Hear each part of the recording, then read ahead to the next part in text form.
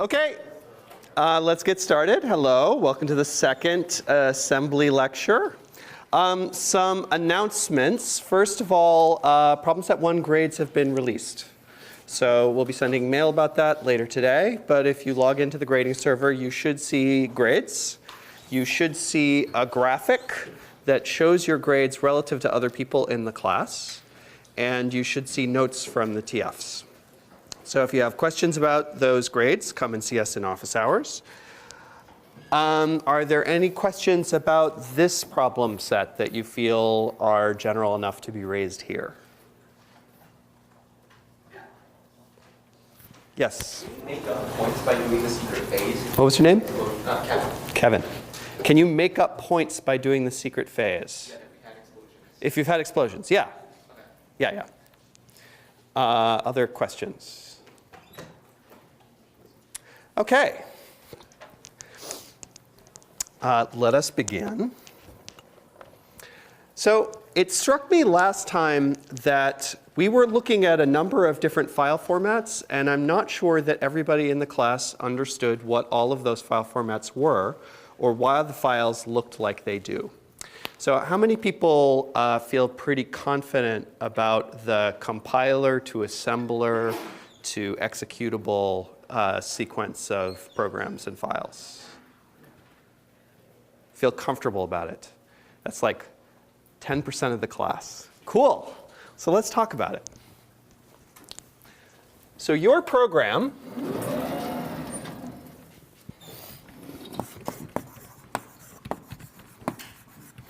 consists of a bunch of .c files. And you know what a .c file looks like.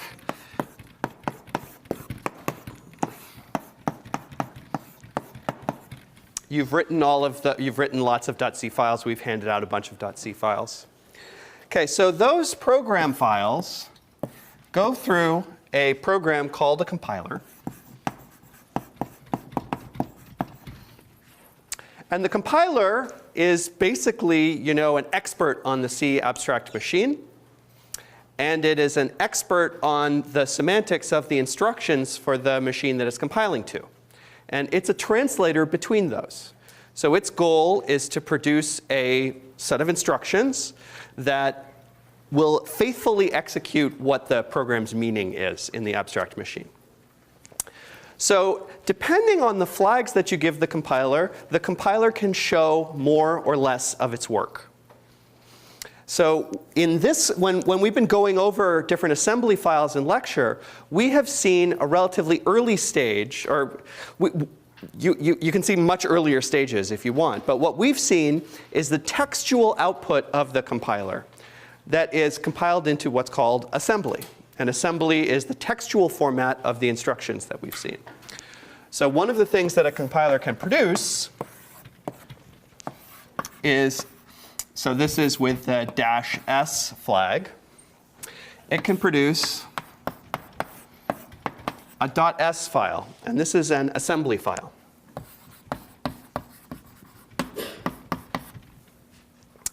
The other thing that can happen, or another thing that can happen, is that the compiler can bypass the assembly file and generate instead what's called an object file. And this is a file that ends in .o.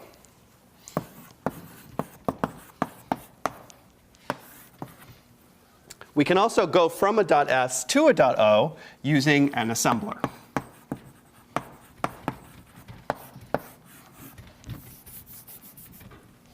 Okay? So the compiler is an expert on the abstract machine. The assembler is a much simpler program. It just knows how to translate textual forms of instructions into binary forms of instructions. Now let's talk about what we see when we look at the .s file compared to the output of object dump on the .o file.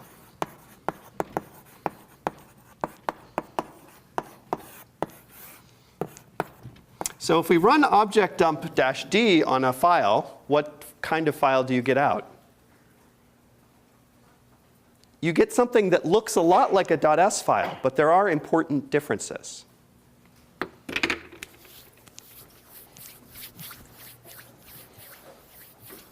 Shall we do a comparison? So if you look in your ASM2 subdirectory, you'll see, as usual, a bunch of .s files. As usual, it's just been true the last lecture and this one. So here's the first one. I'm now going to, instead of just looking at the .s file, which is output by the compiler, I'm going to make an object file and then use object dump to turn that into assembly. Okay, so there are a lot of differences between these files, even though the content at some level is the same. In the content, we see the instructions on the right-hand side. Up here, we see the instructions as well. So what differences do we have? Yeah, what was your name? Michelle. Oh, right, Michelle. When we do the object file, we see the addresses. When we do the object file, we see the addresses. That's correct. That's an advantage that the object file has. What advantages does the compiler output have? Yes. I'm sorry. John. It has a lot more information about where it was compiled from. It has more information about where it was compiled from, and it has sort of comments that indicate what the compiler thought it was doing. So the compiler, for example, says this is a function named sum. We can see much more extensive comments in later .s files. So here's a .s file from later on, where we'll see that the compiler is telling us this label is for tail recursion, right? Which if that we'll get to that term later on. So if you want compiler comments, what you want is the .s file generated by the compiler. If you want addresses, you can strip those comments and just look at the output of object dump. Okay? But are those addresses correct? Let's look at the object dump before again. So the object dump is telling us that the sum function is compiled at address 0. This seems unlikely to be correct. This is unlikely where that function will go when the function is eventually compiled. So .o files, just to finish this diagram.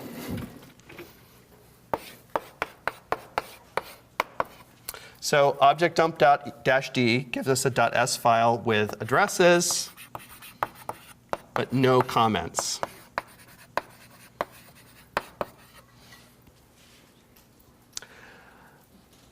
The last stage, before we get to something that we can actually run, is called the linking stage. And what the linking stage involves is we have a bunch of .o files that were compiled from different .c files. And we have some other files called libraries.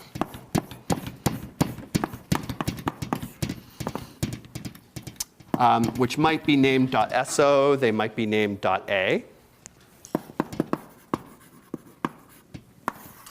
And all of these files are combined into a single executable.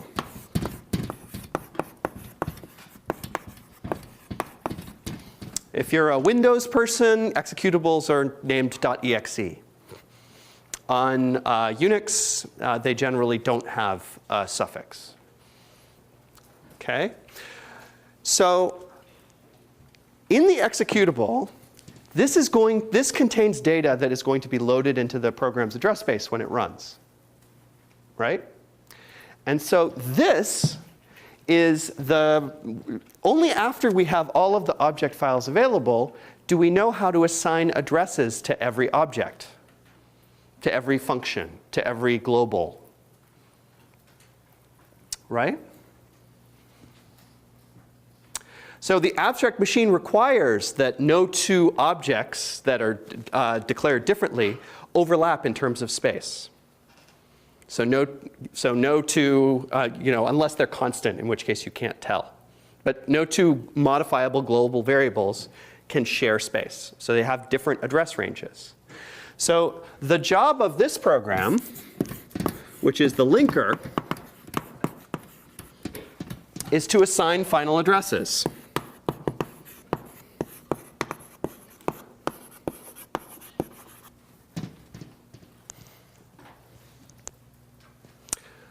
Before the linker runs, all of the addresses that you'll see from a .o file are bogus. They're just placeholders. They tend to be 0. For a better example of this, we can look at a function, we can look at one of these programs that actually has, from last time, that actually has global variables in it. So let's see. Let's take a look at FO5, which just adds A and B. If I look at FO5.s, I can see A and B are referenced using instruction pointer relative addressing. On the other hand, if I go ahead and make FO5.o and use object dump to look at it, I'll see something strange.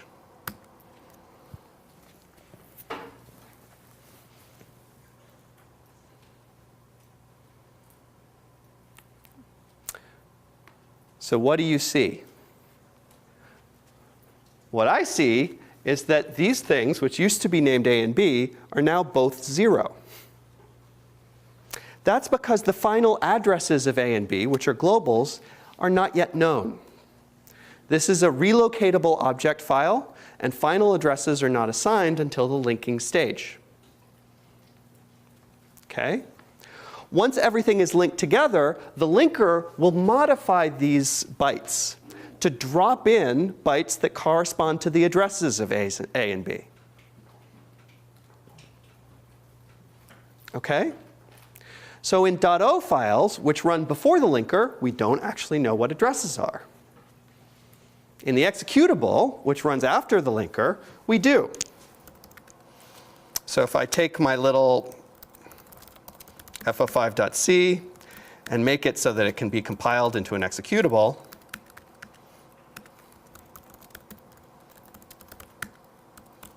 come on.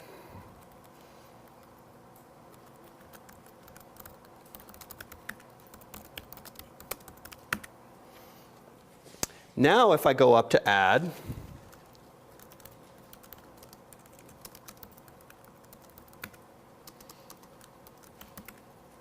the sum function, it's up there at the top.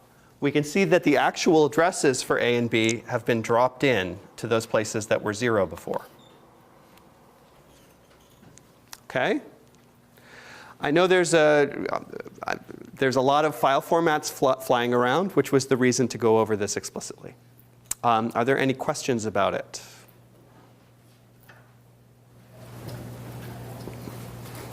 Love questions. Yes, Will. At what point from the compiler or assembler linker do references to functions or variables defined for files get specified? At what point in this process do references to things in other files get finally specified? So the .o file comes not only with instructions, but also with what are called relocation records that essentially map names to places in the instructions that are placeholders. Okay? So for instance, in the .o file for FO5, so you'll remember that if I looked at FO5.o using the disassembler, all I see are zeros. There's no reference to A and B at all. If, on the other hand, I actually load up this object file in my Emacs, I see a bunch of garbage, but I also find the names of the variables that matter. So there's A, and I believe we'll also see B. There's B. Okay, you know, obviously this is kind of silly, but we can run a better test if anybody has a preference for some long word.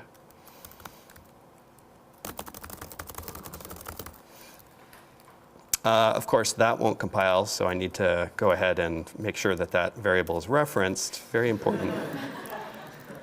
So if I make fo5.s and then load up the .o file in Emacs again, did I actually build the .o file? Oh no, I didn't build the .o file. Thank goodness.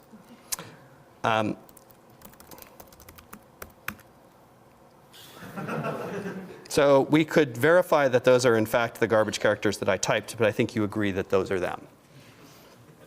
So that information doesn't show up in the output of object-dump-d, because object-dump-d just shows the instructions.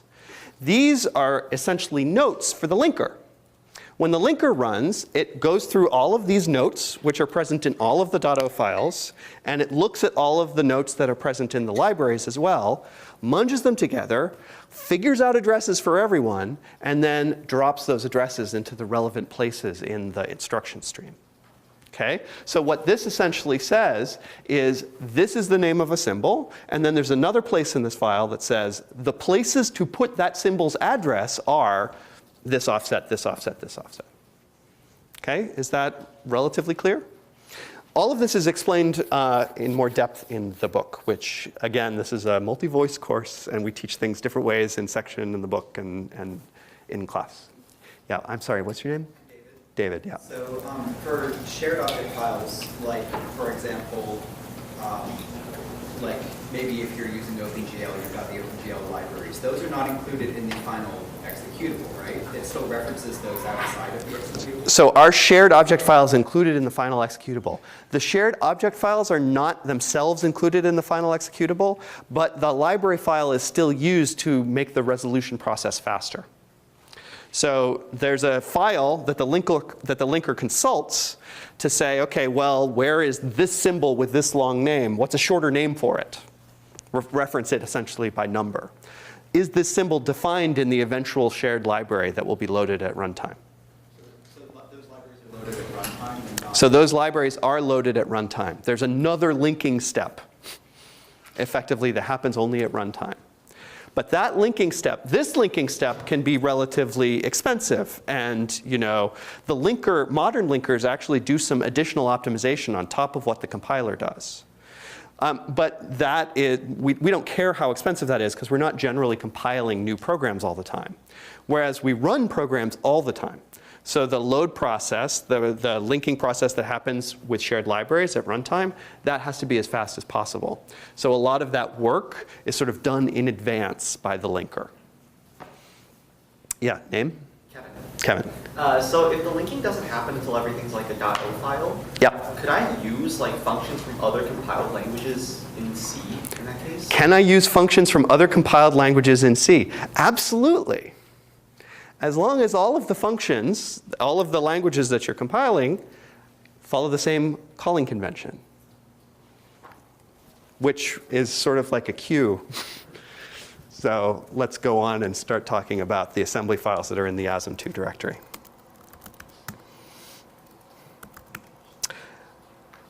Okay, so as usual, you have the .s's, I have the .c's. Your job is to figure out what the .c is. Here's the first .s.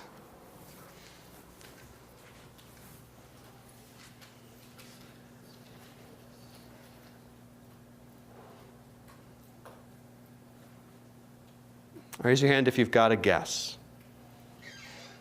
Yes. I'm sorry, I forgot your name. Patrick. It adds the two arguments to some. It adds the two arguments and then returns the result. Okay, so how did you figure that out? Because it puts some stuff on the stack, which I assume are the arguments because they're stored in. So put some stuff on the stack. I'm just repeating. Put some stuff on the stack, which are likely to be the arguments, Yeah. And because then, arguments are passed in registers. and then it moves one of them into ESI and then adds the other one. Moves one of them into ESI and adds the other one to ESI. And then it moves the value of ESI into EAX, and then which is the return register, then returns. So there's different ways to read assembly. That's a fine way to read assembly. You certainly got the right answer. This is an integer add, right? But there are other ways also to read assembly. And when you're working with trying to figure out what a piece of assembly does, I do recommend, if it's to your taste, starting at the end and working backwards. Because you know at the end that the return value is in the EAX register. And you know at the beginning that the arguments, if there are any, are in the relevant registers for arguments. So here, what is being returned? Well, at the point of the retq instruction, RAX is being returned. When we go back one with the movl, what is being returned? What do we know about, if we're working backwards from nothing, what do we know about the return value once we consider the movl instruction? We don't necessarily know anything with huge precision, but we can make an assumption. For instance, I would say that once we see that movl instruction, we know that this function doesn't return a pointer. So why is that? Because that movl instruction has an L at the end of it. The register name has an E at the front of it, so that's a 32-bit register. Pointers on this architecture are 64 bits big. So it's probably not returning a pointer because it would be pretty limited if it was. Okay, let me get this question. What happens if there are more arguments than registers? Oh, we'll see that soon. Okay, so now I know that this function is likely returning a 4-byte value, a 32-bit value. So it might be an int, it might be an unsigned, it might be something else that's 32 bits big. But it's most likely an int or an unsigned. I go backwards, I see an add. The add is adding something that was stored -8 off of RSP. We'll take a look at that later too. It is adding that to ESI, because every add instruction, right, has one source register and then a source and destination register. So this is like ESI gets ESI plus the value that is stored 8 bytes off of RSP. So where did that value come from? Well, now we can trace that value back as well, right? And we can see that the value that was stored 8 bytes off of RSP was the original ESI. And of course, we've all memorized that ESI is the second argument register. Of course, we haven't memorized this, but we might remember this. You'll probably remember this by the time you finish your BOM. It's in the book, it's on the website, and it's in Google, right? x86 64 calling conventions. Definitely, like, I love it when people Google stuff, except in tests. That's not allowed. Okay, so this is adding the two arguments together. We can confirm that. There it is. Okay, so we're just adding the two arguments together. Let's look at f18.s. Question, what's your name? Thomas. Thomas. On the last one, why does it move from the registers to the stack? Just move from the stack back into the registers? Why is the compiler so stupid? That's a shorter version of that question. I mean, this is a very confusing series of instructions. If we look at these instructions, we move EDI onto the stack, and then we move the value that was onto the stack into ESI. Why did it pick ESI? Why? And then, meanwhile, ESI has been moved off of the stack, and then it's added back in to itself. So it seems very weird. And the answer to all of that is located in this, which says, be stupid. So there's sort of, we are going to distinguish between the things the compiler has to do, that's the calling convention, and the things that the compiler might or might not do, right? It's the compiler's sort of job, in some sense, to produce the best code. But really, correctness is the most important thing for the compiler to do. And sort of producing compact, sensible assembly is a second-order thing. When we turn off optimization, we do not get particularly sensible code. And asking why we got certain things, there's not always an answer. Nevertheless, you asked a specific question, which is, why is it putting things onto the stack at all? So what's your answer? Do you have an answer? Well, I guess they're declared as like global variables, so maybe. They're declared as global variables. So no, they're arguments here. A and B are arguments to this function, not global variables. What's stored on the stack?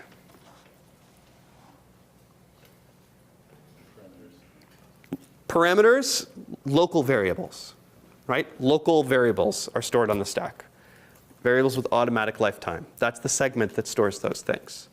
So what the compiler is doing is it is dutifully saying, I am going to put all of my local variables, including the parameters, onto the stack at fixed places so that I know I can find them later. Because it is not optimizing in this mode, it doesn't know, it hasn't yet figured out that it doesn't need to put them on the stack. It's putting them on the stack because it's sort of in the most basic, dumb mode.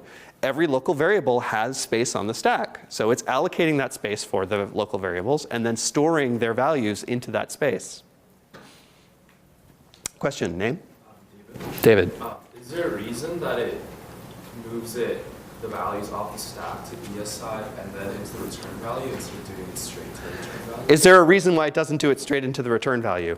At this point, I'm sure there is, but I don't know what it is. And we don't need to think about it that much. We know that it has to go into the return value, right? It has to go into the RAX register. The return value has to go into the RAX register because that's the calling convention. So what's happening here is you can think of the calling convention as constraints. And then what happens in between those constraints just depends on how smart the compiler is being. Let's move on.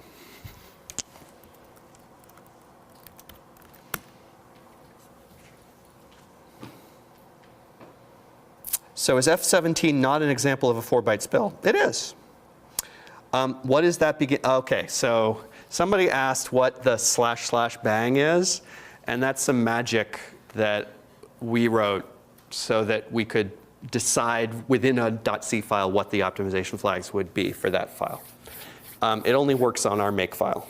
So if you want to see some weirdo, if you want to see something horrible, which everybody does, here it is.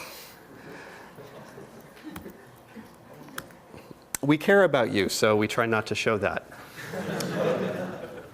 Okay, what does this function do? Yeah. What was your name? Arthur. It returns the sum of the two arguments. Let's take a look. Yes, that's exactly what it does. It's the same program as last time, but now we're turning on optimization. Okay, so since optimization is on, the compiler has now figured out that in between those constraints of the calling convention, that the return value goes in RAX and that the parameters are passed in RDI and RSI, it's figured out that it can get between those poles with a much smaller number of instructions. And this is what it's done. All of the spills are gone, everything is gone. So LEAL, any questions about LEAL? Okay, good. LEAL is a strange instruction. It is like add, but rather than actually, it computes a memory, it computes as if a memory address was being computed. So this syntax is effectively the same as, if we were to, sorry. Probably the best thing that we can do here is make it so that we actually get an add instruction there instead of an LEAL.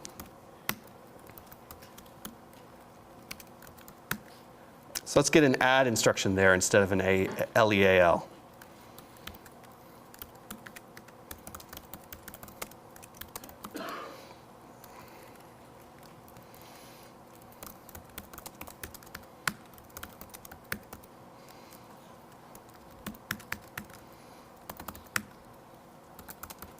That's not going to give me an add instruction.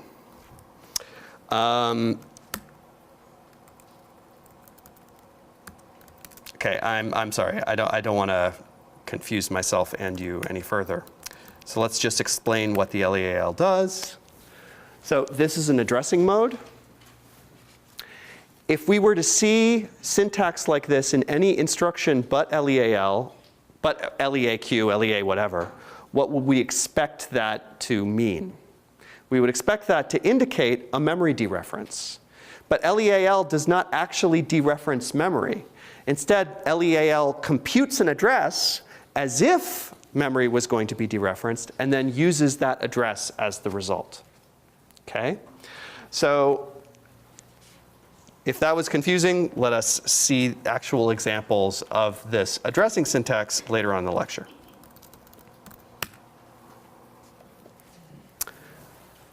Okay, this. What do you guys think this one is doing? See some new instructions here.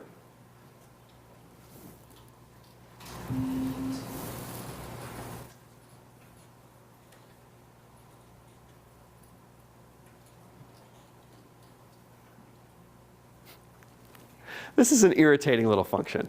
Let's just ask some more basic questions about it. What is it doing that the previous functions weren't? What's your guess? Multiplication. Somebody said multiplication. They see MUL, and it seems like that's likely going to mean multiplication. That's right. Okay, how many parameters does this function have? How many people think 1? How many people think 2? How many people think 3? Okay, 2 and 3 are going to have a grand battle, and 3 is going to win because there are 3 parameters to this function. So there are 3 parameters. We can tell because we are using 3 different registers as sources of values. We're using EDI, we're using ESI, and we're using EDX. And those are, in fact, the first 3 registers for passing parameters as part of the calling convention. So we also see some constants, right? We see 1,000, negative 10,000, and negative 100,000. So what this function is doing is it's multiplying 1,000 times the first parameter, then adding negative 10,000 times the second parameter, adds those results together. Then it multiplies the third parameter by negative 100,000 and adds those results together. And that is what's returned. So 1,000 times the first minus 10,000 times the second minus 100,000 times the third.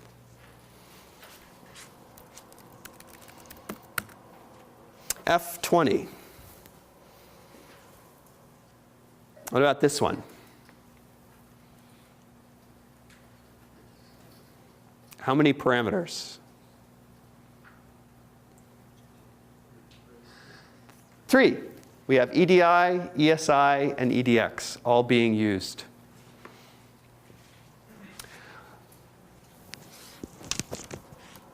So what that function does is it multiplies 1,000 times the first parameter and then adds the second 2 multiplied together.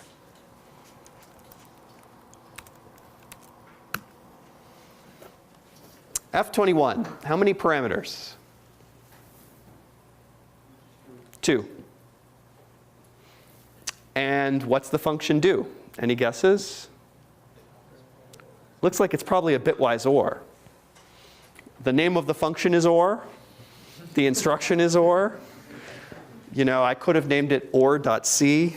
There could be more hints. It's bitwise OR.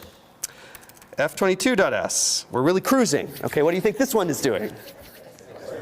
Oh, you guys are awesome. That is totally right. F23.S. Oh, wow. Sort of. Complement. The not instruction is a complement, so it swaps the values of all of the bits. When we generally say not in this class, we're referring to logical not, which looks like this. So what the logical not does, the bitwise not flips every bit in the argument. What this means is this is exactly the same as this. They have the same meaning. So bang A just returns 0 if the value is non-zero, if A is non-zero, and it returns 1 if A is 0. So let's take a look at what that would be. More complicated.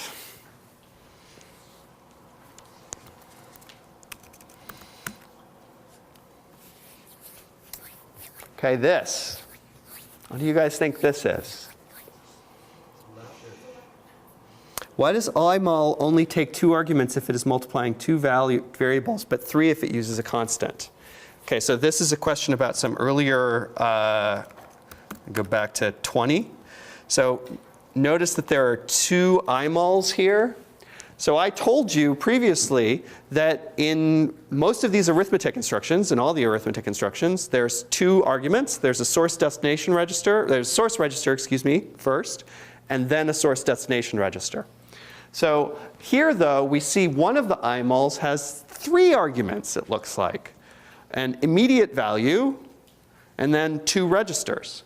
So that form of imul, the x86 instruction set has many interesting byways, and this is one of those byways. This is multiplying 1,000 times EDI and putting the result in EAX. So the last register here is a pure destination register. It is not a source destination register. Yes, question in the back. Name? If you wanted to replace that 1,000 with a different register, could you do that? If I wanted to place that 1,000 with a different register, could I do that? No, I could not. To multiply 2 registers together, there's just no instruction for taking 2 registers and putting the result in a third. That's when we go back to the 2 register form that we see here. So if we really wanted to check that out, if we wanted to verify that, we might type Intel imul into Google and get a reference for like all the different forms of imul that there are. Here they are. And you'll notice that the 3 argument forms, there's 2 3-argument forms, and there's 2 more. One of the arguments is always an immediate value, which means a constant. Okay? We also get told exactly what is happening on the right-hand side.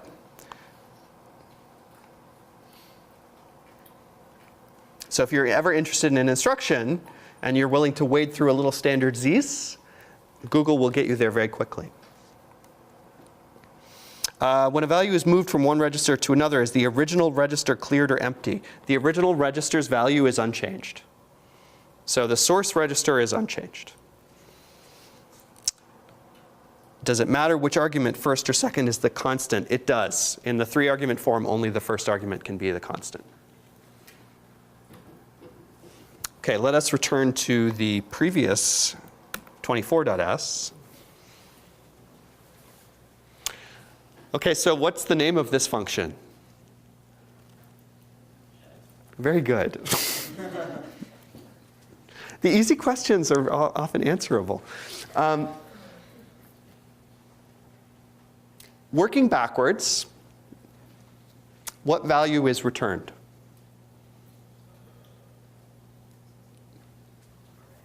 Yeah. RAX, which has RSI plus RDI. RAX, which has RSI plus RDI. So if we start at the end,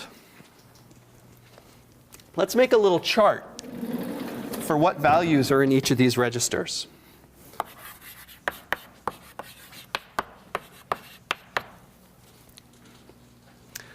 So how many parameters are there? There's 2, because there's 2 source registers. So at the last instruction, retq, we know that RAX contains RDI plus RSI. Now we need to trace backwards and see what RDI and RSI contain, because maybe they were modified before the function returned. So after the imul, what does RSI contain? I may have lied to you about how many arguments this function has, by the way. Did I lie to you? I totally lied to you. I lie constantly. I should, yeah. It's horrible. Okay. So at the retq,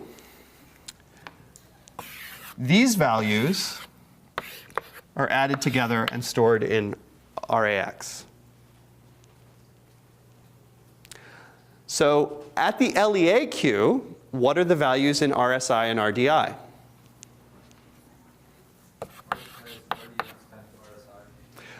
RSI is RDX times RSI. Yeah, right? That's how the IMULQ works. Source register, source and destination register. So RSI has this value times this value.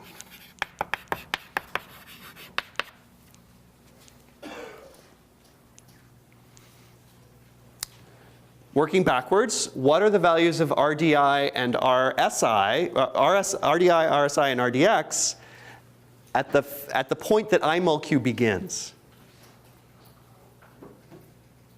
Yeah. What was your name? I'm Marcy.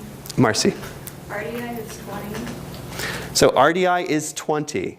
If that was a move, you would be 100% right. Instead, you're sort of a little off. What's schluck? So what have we studied that sort of starts with a sh? What? Maybe a left shift. Maybe a left shift. Yes, it's a left shift. Shift left. Shift left quad word, where quad word means 64 bits. Okay? So at this point, the point of the IMULQ instruction, so this is what the LEAQ does. This is what the IMULQ does. So RDX and RSI, does the SHLQ change either of those values? Nope. What does the SHLQ do? It right shifts RDI by 20 places, 20 bits, and stores the value back into RDI, right?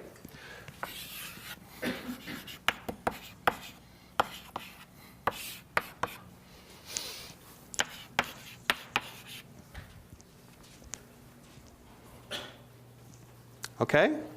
Can you read off what the expression is that's being returned here? Let's give these what you can call the original values of the first, second, and third parameter. You can call them A, B, and C, or you can call them RDI, RSI, RDX. You can call them whatever you want, right? But what this style of diagram is showing us, there's many ways to draw these diagrams. If you ever get confused, the very explicit diagrams are a reasonable way to make progress. So what are you seeing as the final return value of this expression? Yeah, Meg. RDI shifted left 20. So we have RDI,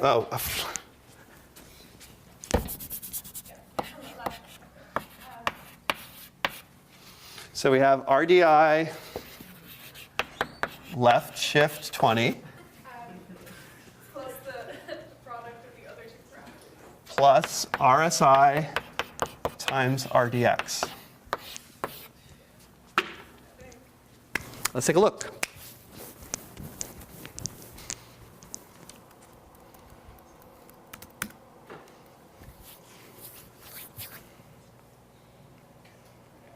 Do you see how this is correct? Right? Because a left shift by one place is the same as multiplying by 2. 1,024 is 2 to the 10. So multiplying by 2 to the 20 is the same as left shifting by 20 places, and much faster. Question, sorry, name? Chris. If this was unoptimized, would it be a multiplication instruction instead? If this was unoptimized, would it be a multiplication question instead? I love a question that we can answer by just doing it. So let's take a look. No. It is so simple to change powers of 2 into shifts that even the unoptimized compiler does it. There are some, at the risk of, let's just see what happens if we do something like this.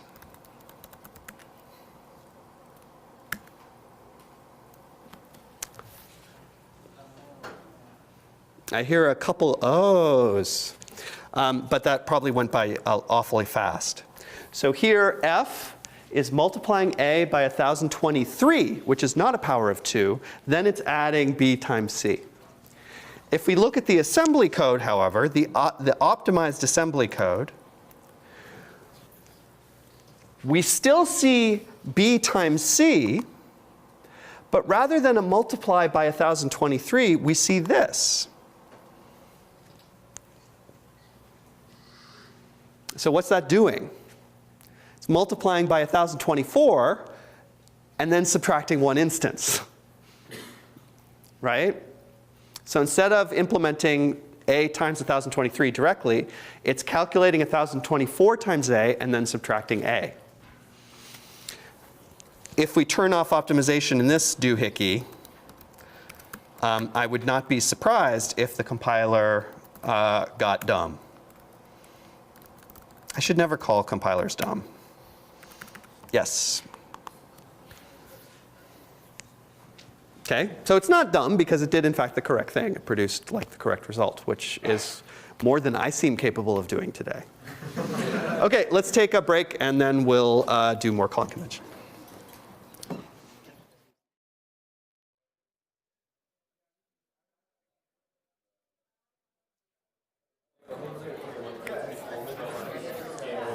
Okay. Let's take a look at, so here are some C files that you have been given, not S files, but C files. My gosh, you have them both. This is amazing. Here's the .c file. Let's figure out the calling conventions on this compiler, it says. What it should say is, let's figure out the calling conventions associated with this operating system. Every compiler that runs on this operating system is supposed to follow the exact same convention so that functions compiled with different compilers, maybe functions compiled from different programming languages, can all interact. So what we're going to see, so this is an example function that we might write to try and figure out what the calling convention is. We take 6 arguments. We multiply each argument by a constant that's equal to its place. Let's see what the resulting .s file is. Well, the resulting .s file is pretty long.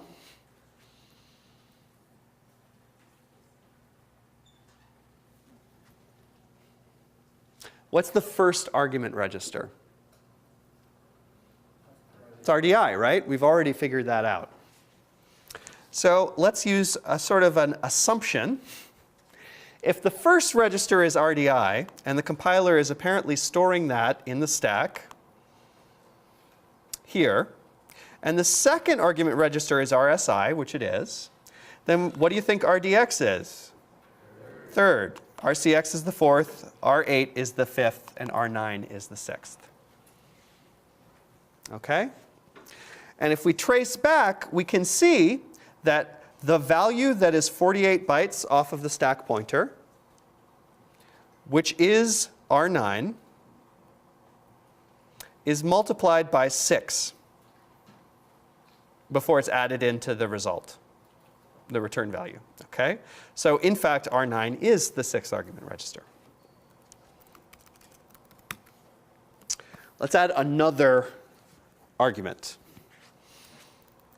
We now have 7 arguments.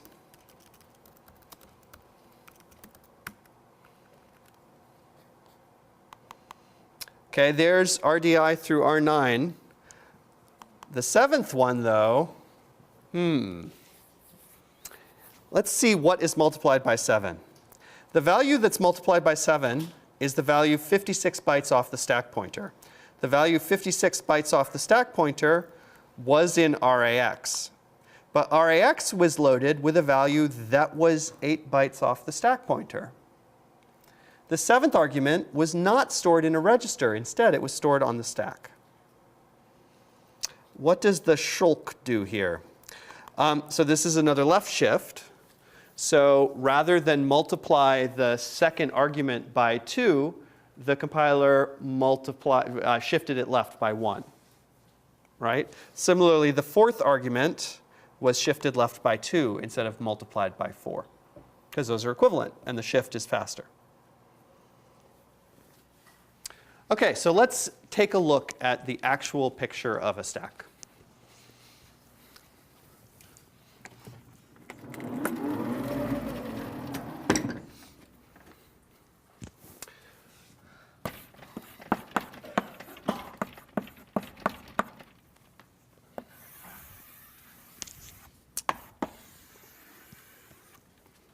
So here's a diagram of basically the stack.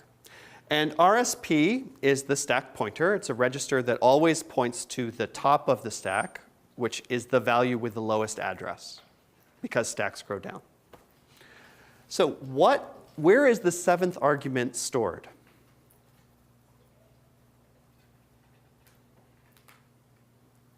What's the first address? Yeah. The calling function stack frame. In the calling function's stack frame. Anywhere in the calling function stack frame? At the top of it. How does the called function, how does this function know where to find it?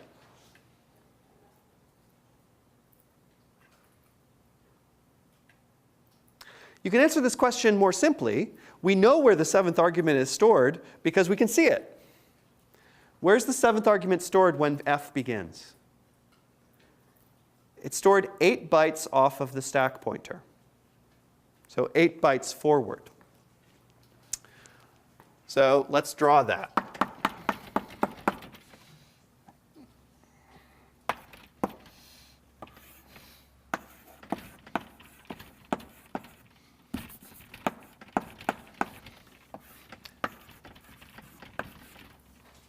This is argument 7. If we were to add an argument 8, it would be stored 16 bytes off of RSP. If we were to add an argument 9, it would be stored 24 bytes, like plus 24 off of RSP. So arguments 1 through 6 are passed in registers. Arguments 7 and up are passed arranged in an array, essentially, and stored on the stack. So is this region, to whom does this region of the stack belong? It actually belongs to the function that is being called. It belongs to f. It doesn't belong to the caller. So f can modify these values if f wants. So positive offsets off of RSP are storing arguments.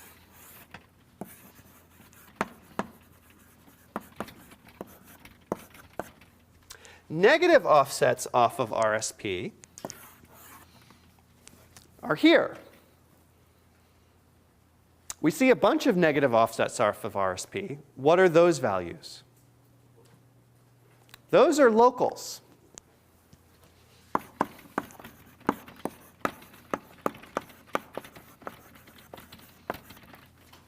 There's one hole on the board.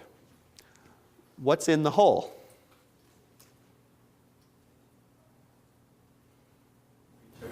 The return address.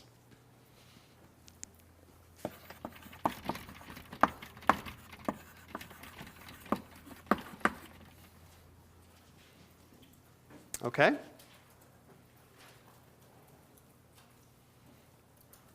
Question? So why to the right, that positive offset is owned by RSP, even though you never bumped the stacks into your. Why are the positive offsets owned by RSP? This is part of the calling convention. Any function that calls f needs to know that f has, in this case, 7 arguments. I went ahead and added 2 more. So this is a function with 9 arguments. Any caller of that function needs to set up enough stack space for every argument. If you call a function without supplying enough parameters, can you guess what that is? It's undefined behavior. So if f was not, if there's a main and main called f. If there was a main and main called f. Would we see RSP being shifted by, I don't know, 16 or 18 bytes? Shall we call f? Let's call f. All right. So I'm going to add arguments 8 and 9 because, I'm just that type of person.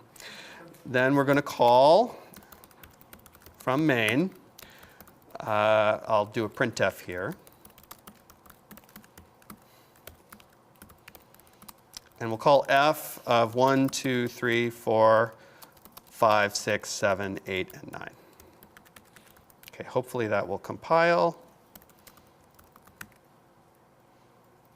unused parameters. Oh well, doesn't matter. Let's make this into an executable and run it just to make sure that, like, yeah, you know, that's plausible. I'm not going to do the math for you.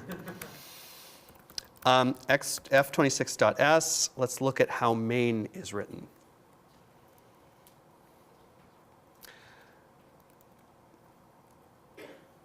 So the call to F starts here. And what this is doing is this is making space for all of the local variables and all of the arguments that F needs. Here is where we set up the arguments for F. So the first argument is 1, the second is 2. We can see that arguments 1 through 6 are passed in exactly the registers that we thought, right? RDI, RSI, RDX, RCX, R8, R9. We're using the 4-byte versions. Why are we using the 4-byte versions here? It's because I'm passing constants that are only 4 bytes big. Then we set up parameters 8 and 9, 7, 8, and 9 in R10, R11, and RBX. R10, R11, and RBX are not part of the calling convention. They do not hold parameters. The compiler has just stuck those values in those registers for convenience. And then the compiler moves those values. Actually, yeah, like the initially highlighted stuff is like completely useless. It's total garbage. It sets these values up and then immediately spills them for no good reason. It's not optimized. These are the places that we're actually storing the arguments onto the stack, right? So that initial stack pointer change, this stack pointer change here, the compiler figured out how much space it would need for all of the main function's local variables, whatever they were, and for all of the arguments for all of the functions that are called within main. It statically determined that by just looking at all of the function calls. And then here, it actually stored those values in the right place to make the call. There's the call. That's where the call happens. And what the call does is, in one instruction, it pushes the return address onto the stack and then changes the instruction pointer to point to, in this case, F. So immediately before that function call, the stack pointer was here. When the call queue instruction happens, it's like pushing the next instruction pointer. So it doesn't push the instruction pointer of the call queue. It pushes the instruction pointer of the next instruction. And then it sets the instruction pointer to the argument. OK? Questions? Actually, these have been up for a while. Let's see. What's a spill? Great question. Let me get to it in a second. Would optimization use LEAL rather than? Possibly. Yes, we could figure that out. What handles the allocation of the space on the stack as opposed to the adjustment of RSP? What's amazing about the stack is that allocation on the stack is equivalent to adjusting RSP. That's all it takes to allocate space on the stack. All you need to do is move RSP. That's it. The stack is like just a region of unused space. And the way that a function claims part of that space is simply by subtracting some numbers, so subtracting an amount from the stack pointer. That grants that function access to that amount of stack space. It's pretty magical. Why would calling a function without supplying enough arguments be undefined behavior, given that we're talking about assembly rather than C? Whenever I say undefined behavior, I mean C. So it is undefined behavior to call a function in C that is defined with fewer arguments than it wants. For instance, if I were to take my little main here and say that I want a bunch of extra values printed, but not specify what they are, this is undefined behavior. I'll get a warning. And then when I run the thing, I get printed random values. If I run multiple times, like maybe I'll see the same values, sometimes I won't. I guess this is not optimized, so I'm likely seeing some of the arguments. Okay, other questions about this? Yeah, Will. The screen used to go away, as there was allocating space for 70 million. Uh-huh. Put 7 right after the stack. Is that because space is not allocated for the return address? And if so, when is that? So this is a great question. The question is, it's putting 7 right after the stack pointer. Is that because space has not been allocated yet for this return address? Yes, that is exactly right. Space has not yet been allocated for the return address. The call instruction automatically allocates space for the return address. So the compiler does not. The compiler sort of plans out the stack frame so that there's enough space for so that there will be enough space for a return address, and that space will be correctly aligned. Make sense? Okay.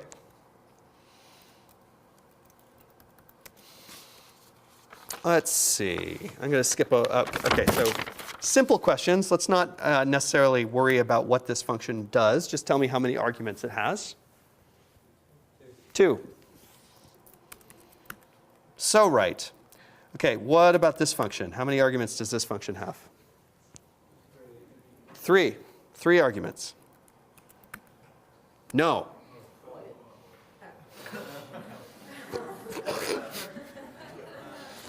This function has 20 arguments. I'm really surprised you guys didn't know that. So what's going on?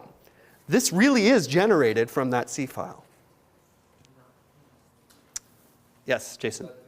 Because the other ones are unused, so it doesn't pay any attention to them? Is that optimization because the other arguments are unused, so it doesn't pay any attention to them? That's exactly what it is.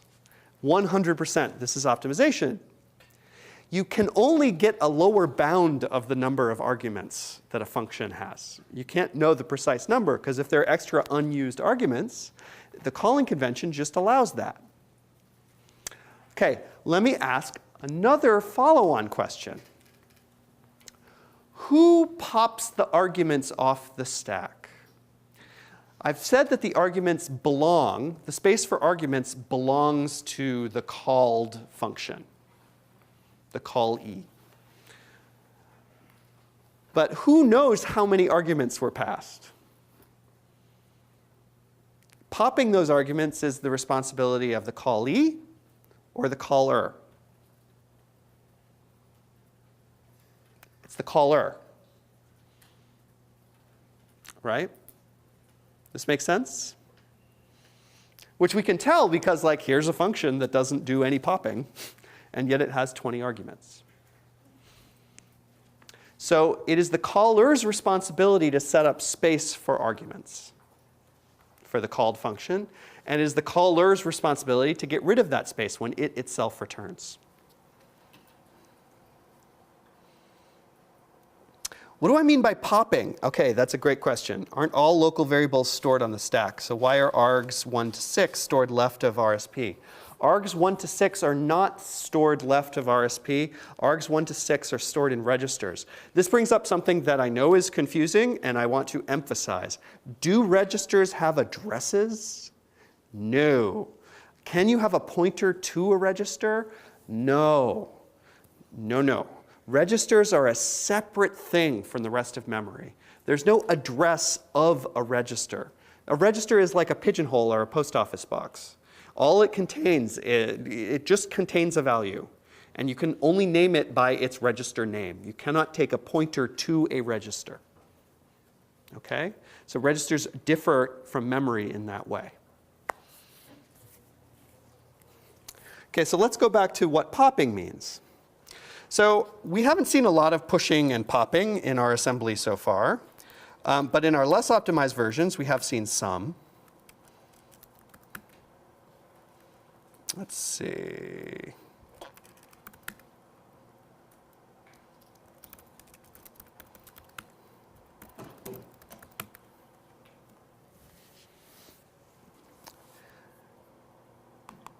Okay.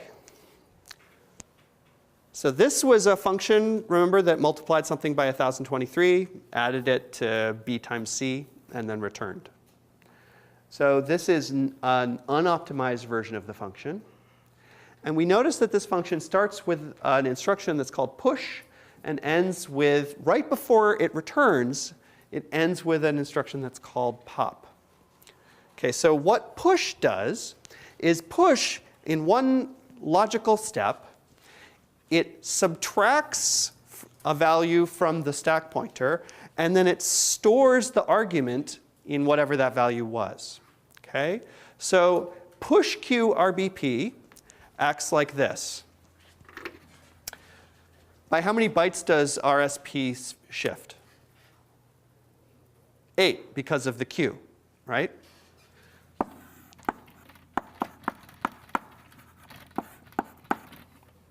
And then the old value of RBP is stored at the resulting stack pointer. Okay? So most instructions either modify memory or a register value, but not both. The pushQ function and the pushQ instruction, excuse me, and the popQ instruction both modify memory and the register value. So the existence of push and pop instructions is essentially why we call this segment of memory the stack. A stack is a data structure that has essentially two operations, push and pop. Push means you put something onto the top. Pop means you take something off the top. And there's often another operation called top, which lets you look at the thing that's on the top. That's a lot like the way function calls work and local variables in functions, automatic lifetime variables. The current function can look at its local variables, which is the top thing on the stack. If another function is called, that can push another set of local variables onto the stack. When a function returns, it can pop, it effectively pops itself off of the stack. Okay? So because this data structure like function calls and local variables, doesn't let the user access things that are underneath the top. So that analogy is why we call this the stack. The data structure was invented first, I believe. Okay, so the first thing that this function does is it pushes the old value of RBP onto the stack. The last thing that the function does before it returns is popQ. And what that does is that accesses the current 8 bytes pointed to by RSP and loads them into a register. What register are we loading things into here? RBP. And then it adds 8 bytes to the stack pointer. So this loads from memory. It doesn't modify memory the way the push did. Okay, so push, subtract, and store. Pop, load, and add. They're opposites. So when we see this pairing, what's the effect of this pairing here? I'll tell you that the stuff in the middle never modifies this value on the stack. What's the effect of those instructions? Yeah, what's your name? Matt. Making sure that RBP is preserved. It makes sure that RBP is preserved. We store the initial value of RBP on the top of the stack, and then we restore that value. We restore it from the saved version when we return. Okay? So that's an important part of the calling convention. There's a small number of registers, I believe that it is 6, that need to be restored when a function returns. So the function can either not use those registers, or it can save and restore their values. And RBP is one of them. So this unoptimized version of the function explicitly saves and restores the RBP register. The original question was about push and pop. So hopefully we've explained that for those who didn't get it.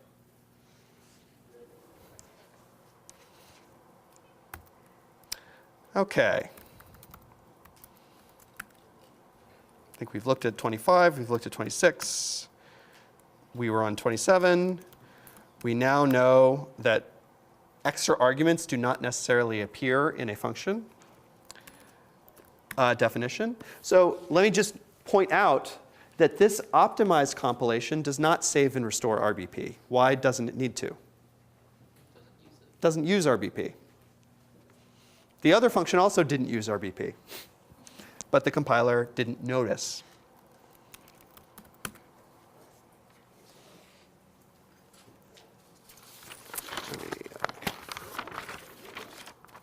All right, let's look at some more function calls. Going to F30.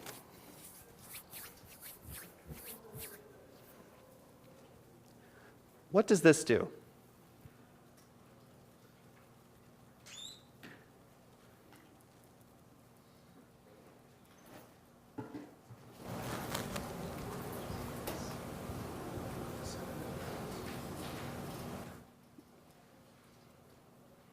You have some people work forwards and other people work backwards.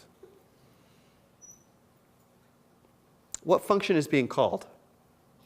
G. What value is being passed as an argument to G?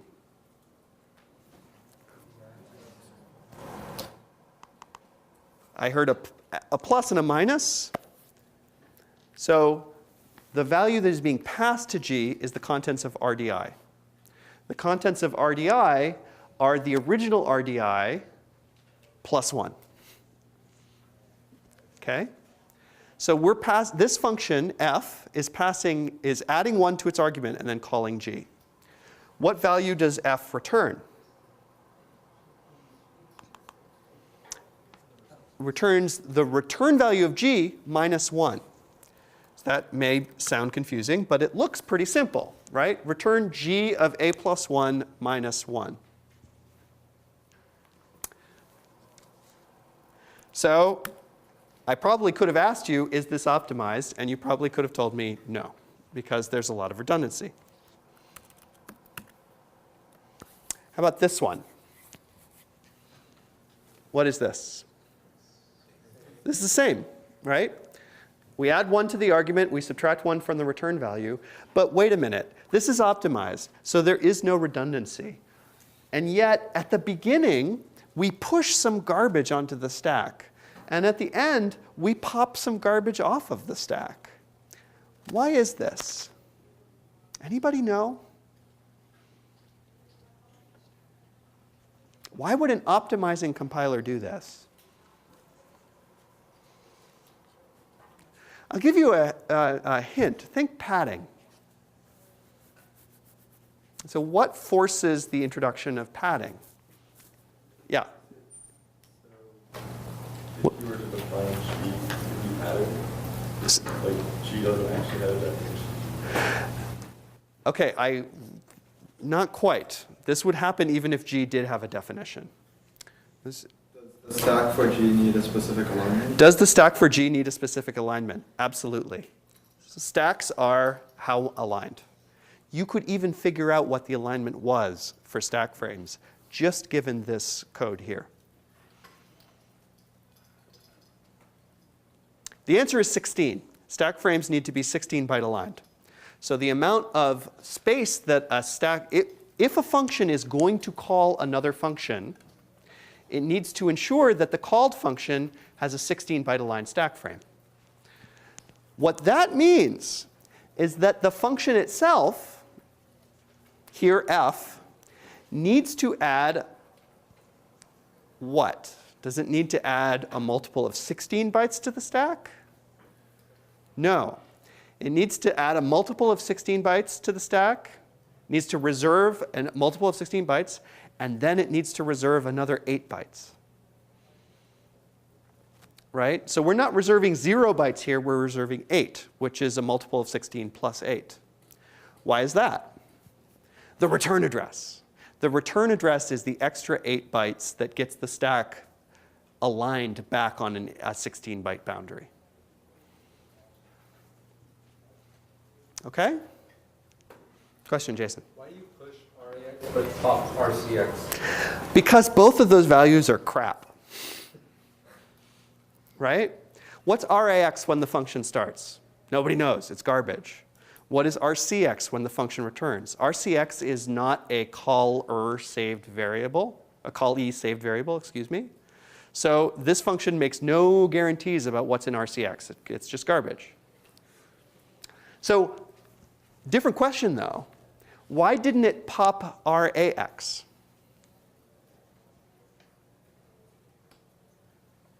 It's very important that it popped something other than RAX. Because it needs RAX to... It needs RAX for the return value.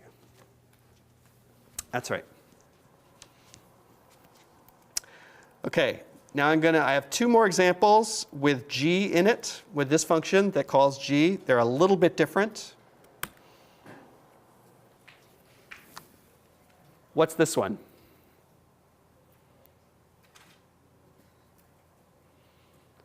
Is this even C? Could the C compiler have generated this? Is this even C though? Oh my God. What is F? F is a function, yes. What is it? What is its body? It returns G of what? Argument plus 1. Yes. So there's a big difference between f31.s and f32.s, which is equally optimized. Why is the compiler allowed to get rid of the call instruction and instead just do a jump? Yeah, Hassan. Because you need to modify the return value from G in the original, right? But in this function, all of this is sort of due to the way the calling convention works. The calling convention says that the return value is in the RAX register. When the function G returns, the return value that is in the RAX register is the right value to return from F.